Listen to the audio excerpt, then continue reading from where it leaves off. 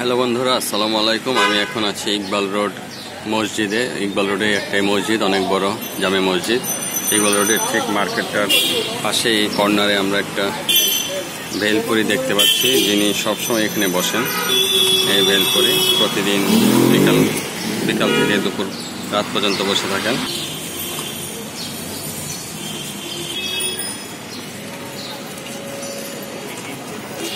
কেমন আছো? বানাবি তো? পেঁয়াজ টেয়াজ আছে না? নাই পেঁয়াজ? হ্যাঁ, কেন?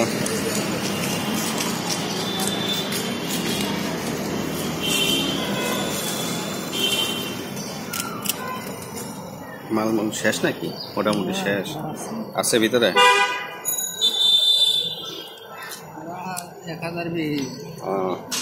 নাম কি ভাই তোমার? মোহাম্মদ আলী। আর একজন বসে এখানে? তুমি বস।